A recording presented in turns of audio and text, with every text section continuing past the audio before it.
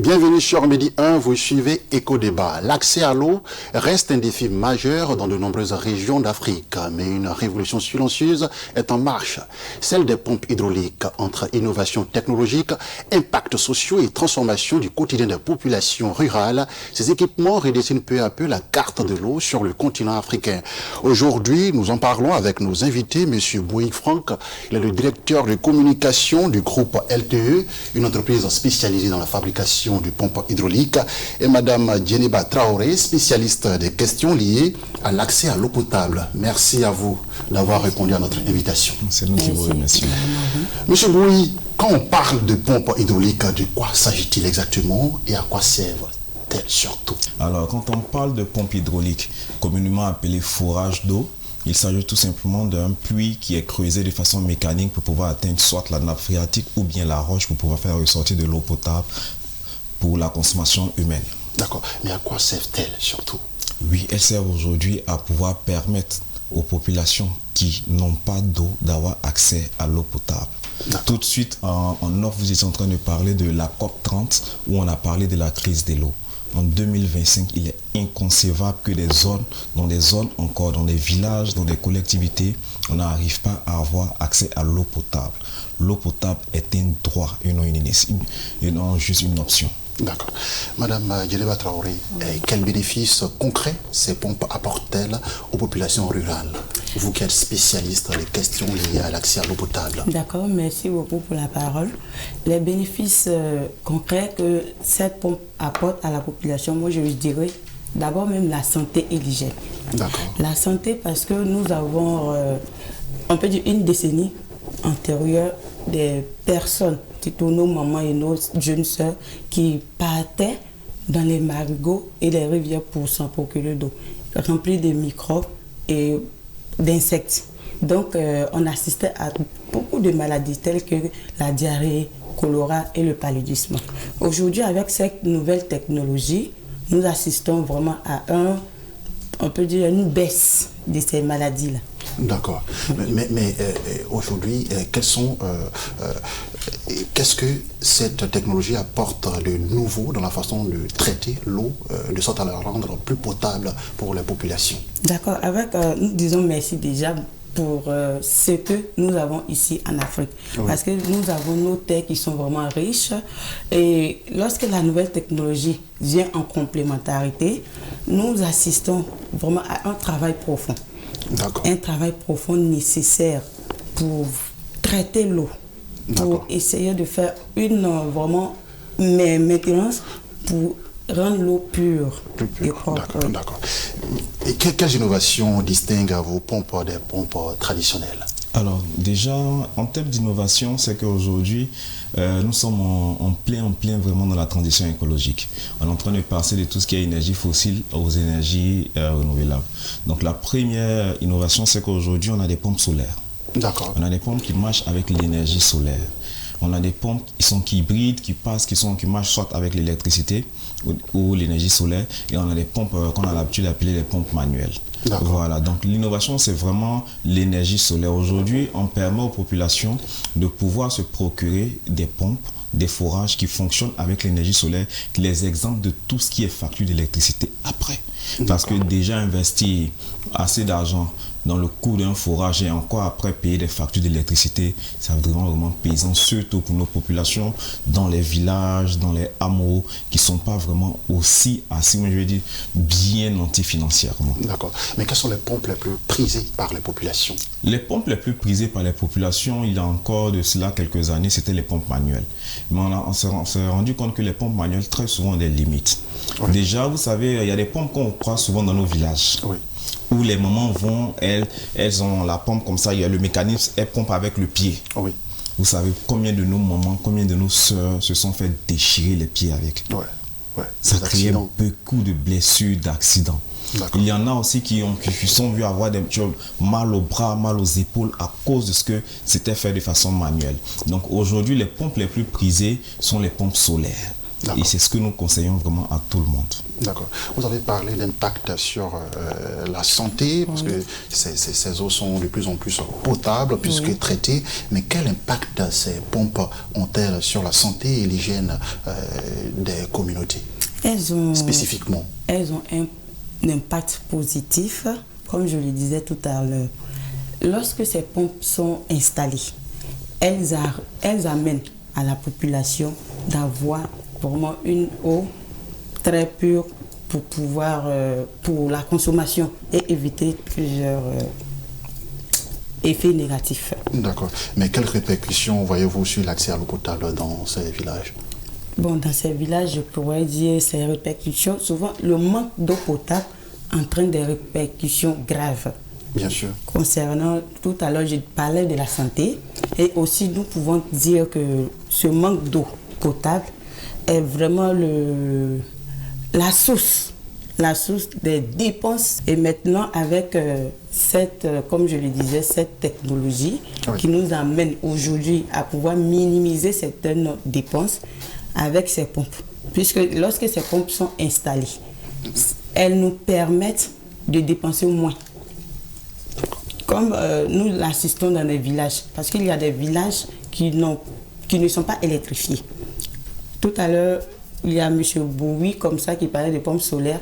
Lorsque les pompes solaires sont installées dans ces villages, nous ne payons plus de factures d'électricité. D'abord, nous n'avons pas d'électricité, donc nous ne pouvons pas parler de pompes électriques. Et aussi, il y a des villages qui n'ont pas encore bénéficié du réseau national, c'est-à-dire la SODECI. Donc, avec l'avènement de cette technologie, de ces pompes hydrauliques, nous assistons vraiment à une vie agréable dans nos différentes campagnes. D'accord. Mais comment garantir la fiabilité de ces installations-là, surtout dans les zones reculées, M. Boui? Alors, ce qu'on doit comprendre, c'est que la première garantie d'un projet, c'est d'abord la qualité du projet. Ça, c'est la première des choses que vous devez comprendre. Donc, nous, au niveau de notre entreprise, ce qu'on propose aux gens, c'est d'abord un travail de qualité. Si le travail est bien fait, il sera un travail qui sera fiable, un travail qui va apporter des solutions concrètes aux besoins des populations. Voilà, donc déjà, chez nous, c'est d'abord, tout part d'abord de la qualité. Et après la qualité, le suivi. Parce que chez nous, il y a ce qu'on appelle aussi le service après-vente avec lequel on ne blague pas. Chez nous, c'est du début jusqu'à la fin. Depuis la foration jusqu'à l'équipement, jusqu'au service après-vente, nous sommes avec les populations pour leur conseiller, pour leur donner tout ce qu'il faut comme, je dirais, consigne d'usage afin que l'élément ou bien je dirais le matériel qui a été fourni ait une très très longue durée de vie. Mais quels sont les principaux défis techniques d'installation et de maintenance de ces équipements? Les principaux défis techniques, souvent comme vous l'avez situé, il y a l'accès d'abord à ces zones. Même par la grâce de Dieu, il faut dire aujourd'hui que le gouvernement a fait vraiment un grand pas dans cette dynamique-là. Aujourd'hui, beaucoup de localités, on peut vraiment maintenant les rallier. Donc il y a des possibilités de pouvoir avoir accès à ces localités-là, ce qui facilite maintenant le transport du matériel. Sinon, avant, c'était vraiment compliqué. Dans une localité où on ne peut pas envoyer le matériel, comment on peut faire pour pouvoir installer un forage? Donc on dit aujourd'hui merci au gouvernement qui a fait vraiment abattu un gros travail là-dedans. Ça permet aux entreprises qui exercent dans ce domaine-là de pouvoir se rendre aujourd'hui dans presque toutes les localités en Côte d'Ivoire pour pouvoir installer les forages. Donc le défi technique, c'était d'abord la route. Pour la route, c'est bon. Aujourd'hui, on a le matériel à portée de main. Il faut dire aussi que pour tout ce qui est énergie solaire, aujourd'hui, il y a des taxes qui ont été suspendues sur tout ce qui est importation de panneaux solaires. Donc, ça nous permet de pouvoir se procurer beaucoup plus de matériel pour pouvoir permettre aux populations d'avoir accès à nos produits et services. L'agriculture est un secteur qui emploie beaucoup de personnes, surtout en zone rurale en Afrique. Mais quel effet ces pompes ont-elles sur l'économie locale et l'agriculture? D'accord, merci pour cette question. Vous convenez avec moi que moi je viens du Nord. Avant, nos parents utilisaient la machette, c'est-à-dire la méthode archaïque pour les cultures. Mais aujourd'hui, avec la pompe hydraulique, nous pouvons faire des cultures à grande échelle. Puisque il y a d'autres méthodes, même omnidélo, qui peuvent nous permettre de cultiver sur un certain nombre d'hectares pour bénéficier des dépenses déjà engagées pour ces cultures-là. Et l'eau potable nous permet de faire le système d'irrigation. Les parents, avant, ils attendaient que les saisons pluvieuses pour pouvoir faire l'agriculture. Mais avec l'eau potable que nous avons maintenant, c'est-à-dire la pompe hydraulique, ça nous permet de faire des cultures en contre-saison en faisant les systèmes d'irrigation avec la pompe hydraulique que nous installons dans nos différentes fermes. D'accord. À quelle fin servent vos pompes hydrauliques? Seulement pour la consommation ou pour les systèmes d'irrigation, pour l'agriculture dans certaines zones reculées? Monsieur Boyi. Non, c'est à plusieurs usages. Je peux prendre pour exemple une ferme dans laquelle on a fait un forage à usage, je vais dire champêtre, au niveau du Burkina, à Ouagadougou. Donc ça dépend. C'est en fonction de la demande du client. Si le client nous dit, écoutez, on a besoin d'un forage pour usage champêtre, on veut un forage dans le champ parce qu'il y a la sécheresse, on veut pouvoir faire de l'irrigation, il n'y a pas de souci. Pour un particulier qui veut soit construire sa maison, je dirais même à Abidjan ici, qui veut construire sa maison mais qui veut être indépendant, je dirais autonome en matière d'eau, il vient nous voir, on construit un forage chez lui à la maison, un forage d'eau potable, il a son eau potable, il ne paye plus de facture d'eau. Donc ça dépend en fait du besoin du client. Mais nous, on est disponible à réaliser tout ce que le client demande parce que c'est notre domaine, c'est notre secteur, on s'y connaît. Mais quelle place vous accordez aux zones rurales isolées dans vos projets? Je dirais c'est la première place. Pourquoi? Parce que chez nous, on dit très souvent, nous sommes une entreprise à caractère social. Notre politique aujourd'hui, c'est de pouvoir permettre à toutes les zones en Côte d'Ivoire, tous les villages, toutes les collectivités territoriales de pouvoir se procurer de l'eau potable. Pourquoi? Je m'explique. Vous savez que LTE Group, nous, on fait la vente à crédit. Notre politique commerciale, c'est la vente exclusivement à crédit sur une période de 1 à 2 ans. Donc, on fait cette politique, on met cette politique commerciale-là en place tout simplement parce qu'on veut permettre à toute la Côte d'Ivoire et tous les pays dans lesquels nous nous retrouvons, on va permettre à toutes ces populations d'avoir accès à l'eau potable. Donc, véritablement, les zones rurales, les hameaux, les champs, vraiment, sont pour nous la priorité. Permettre à tout le monde d'avoir accès à l'eau potable. Parce que pour nous, l'accès à l'eau potable, c'est un droit et non une option. D'accord. Madame Dioneva Traoré, quels enjeux sociaux entourent la gestion et l'entretien de ces pompes-là? Ok, pour la gestion et l'entretien de ces pompes, tout va dépendre des parties prenantes. Nous, en tant que les acquéreurs, nous devions faire une bonne gestion pour pouvoir maintenir notre pompe vraiment en bon état et puis productive. Si nous ne savons pas l'utiliser ou le manipuler, il faut faire un recours pour nous apprendre à bien utiliser ce bien commun, puisque c'est un bien pour peut-être une communauté ou bien pour tout le monde.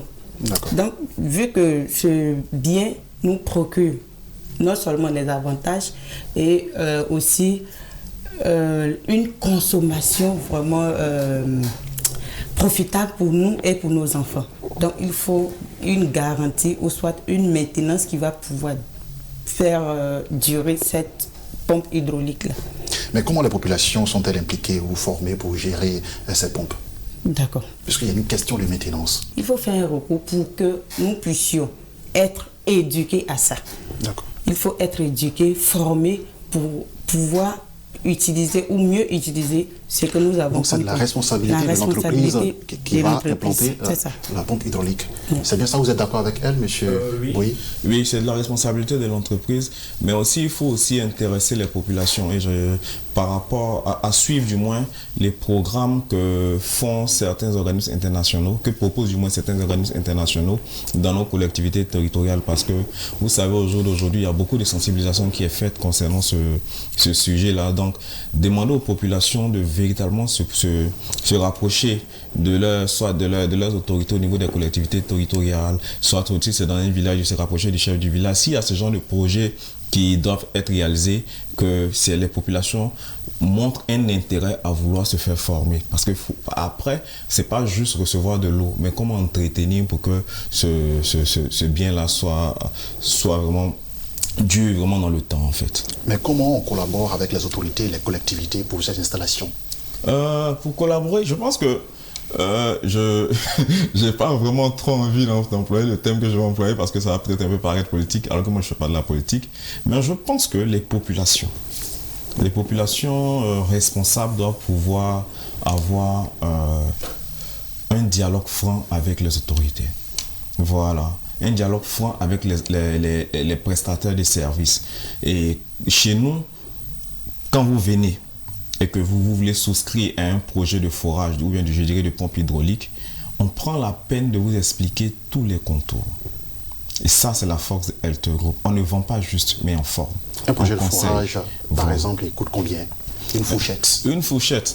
On va de 1 jusqu'à 10 millions. Ça dépend de la capacité du forage. Vous avez des forfaits, il existe des forfaits pour les villages, les villes, c'est en fonction des tailles des villages ou comment vous procédez? Pas en fonction des tailles des villages, mais en fonction des tailles du projet. Voilà. Si quelqu'un veut un forage de gros diamètre, c'est évident que ça ne va pas coûter la même chose pour quelqu'un qui veut juste un forage de petit diamètre chez lui à la maison. Combien on doit avoir au bas mot, ça part à partir d'1 million. À partir d'1 million. Je ne pense pas ce soit possible d'avoir un forage à 500 000 francs. À moins que ce soit juste la foration et puis la personne. Et juste à combien? De 1 million jusqu'au-delà de 10 millions. Et mais quand je dis au-delà de 10 millions, c'est ça dépend de la taille du projet. 10 millions de francs CFA. Voilà, je vous donne un exemple. Un exemple palpable. Allez-y. Actuellement, on est en train de. Comment on va dire ça? On est en train de permettre à une cité, à une promotion immobilière, de pouvoir rendre ses logements autonomes. Donc imaginez pour 200 villas que nous devons desservir en eau potable, vous voyez que ce n'est pas le même coût pour un forage ordinaire pour quelqu'un. Voilà, pour une maison. Donc ça dépend de la taille des projets en fait. Mais est-ce qu'il existe des initiatives communautaires pour s'approprier et préserver les pompes, Madame Guineba Traoré? Bien sûr. Je prends l'exemple d'une coopérative, par exemple. Peut-être que la coopérative n'a pas les moyens de s'en procurer d'une pompe hydraulique. Mais qu'est-ce que nous devons faire? La coopérative doit s'approcher, présenter ses besoins, présenter aussi peut-être un peu l'effet néfaste de l'ancienne méthode, c'est-à-dire aller au marigot, à la rivière, etc. Avec tous les risques, avec tous les risques. Donc il faut présenter cela aussi à nos différentes autorités pour qu'ils puissent nous venir en aide pour s'en procurer d'une pompe hydraulique. Monsieur Boyi, un exemple concret d'une communauté transformée grâce à vos pompes? D'accord, je vais prendre l'exemple déjà de Satama Sokoro. Satama Sokoro qui est dans le nord de la Côte d'Ivoire. Et on a eu des populations qui sont venues vers nous via certains responsables, crier, pleurer même je dirais, pour dire que écoutez, on souffre. Nous souffrons parce que depuis un certain moment, nous sommes victimes de plusieurs maladies liées à l'eau, à de l'eau contaminée. Et on s'est entendu, on s'est déplacé, on est allé, on a réalisé le forage aujourd'hui. On ne parle plus d'épidémies liées à de l'eau contaminée, on ne parle plus de maladies liées aux eaux impures. Aujourd'hui, ces populations vaquent à leurs occupations dans la sérénité et dans la joie. Et ça, c'est l'impact véritable des pompes hydrauliques que nous faisons. Madame Guineba, quelle différence vous observez entre les villages équipés et les villages non équipés en pompe hydraulique? Ok, l'observation est que les villages équipés sont déjà, on peut dire, ils ont l'accès facile à l'eau potable.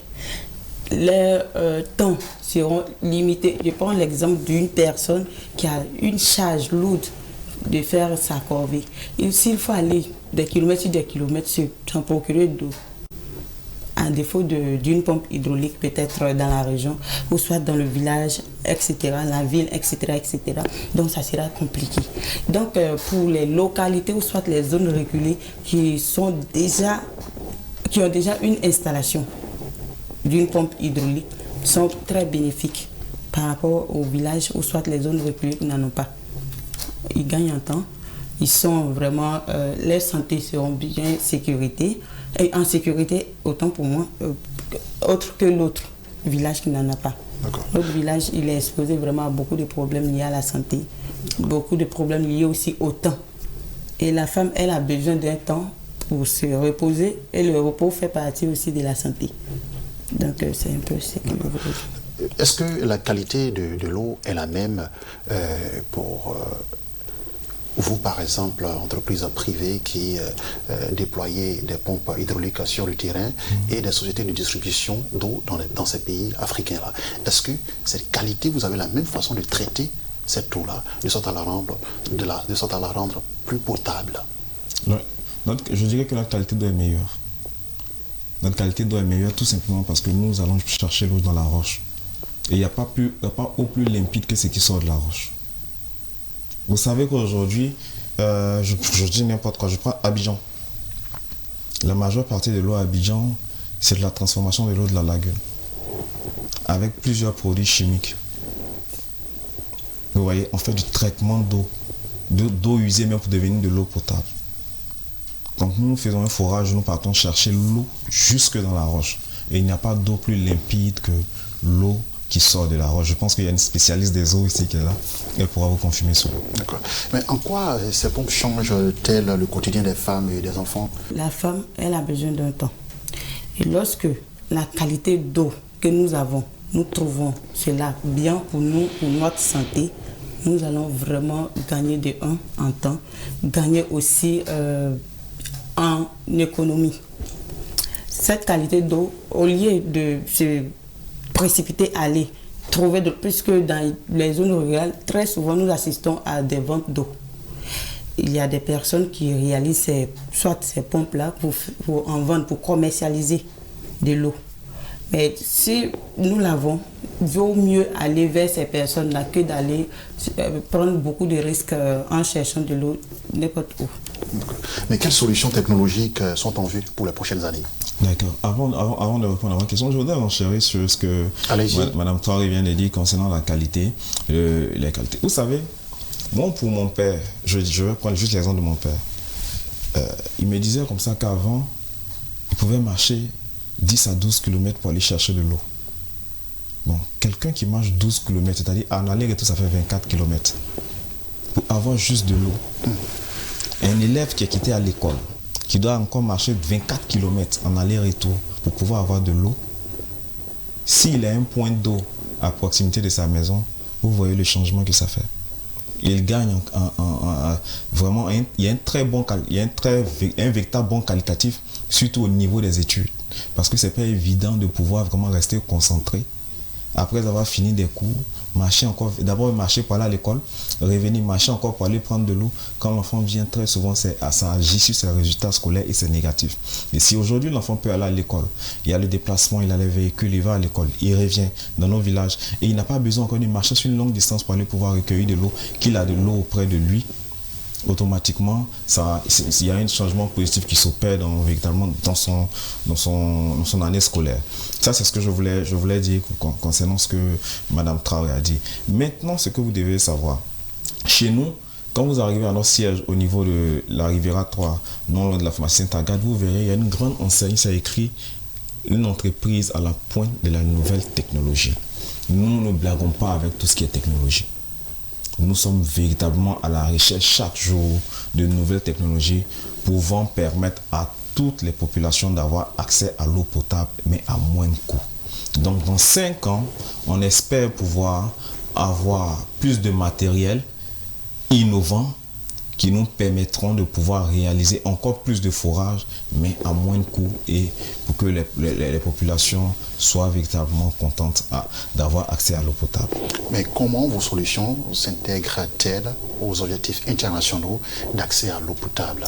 Nos solutions, déjà il faut dire qu'on travaille avec beaucoup d'organismes internationaux, donc c'est de la complémentarité. Nous sommes une entreprise privée qui agit dans ce domaine. Aujourd'hui, l'État à l'ONEP, mais l'ONEP ne peut pas tout faire. Donc les organismes internationaux aujourd'hui font des appels d'offres où ils se reposent, ils s'appuient du moins sur certaines entreprises privées pour pouvoir atteindre leurs objectifs. Donc du moment où on travaille déjà avec les organismes internationaux. Je pense que nous sommes complémentaires et nous sommes dans la même vision, permettre à toutes les populations d'avoir accès à l'eau potable. On vous a bien compris, Madame Djeneba Traoré, quelle perspective pour l'Afrique et si ces installations se généralisent en zone rurale, en zone reculée? Ok, pour des perspectives, je dirais que apporter déjà de l'eau, puisque l'eau est une source de vie, est déjà une très bonne chose et qui permet de sauver des vies. Ça, il faut aussi que beaucoup d'entrepreneurs concernant ce domaine-là, plus à donner, plus et faire beaucoup de promotions pour pouvoir amener les zones rurales à avoir de l'eau potable. Et aussi, je dirais, en Afrique, nous avons vraiment plus d'avantages qu'en Europe ou bien à l'extérieur pour nous en procurer de l'eau potable. Avoir de l'eau potable avec des pompes hydrauliques, je dirais que c'était vraiment très bénéfique pour nous. Et puis, remercier aussi ceux qui pensent à nos parents dans les zones rurales en les offrant, peut-être parce que d'autres le font de façon caritative, les actions sociales, les font pour amener les parents vraiment à être un peu modernes dans ce volet de pompe hydraulique là. Merci à vous, Madame Djeneba Traoré. Merci également à vous, Monsieur Franck Bouilly. Oui. Merci d'être passé sur ce plateau. Merci à vous. S'il y a possibilité. On n'a plus assez de temps. Merci à vous, Monsieur Bouilly. C'est la fin de ce numéro de Éco Débat. Restez avec nous. L'information continue, bien évidemment, sur Medi 1.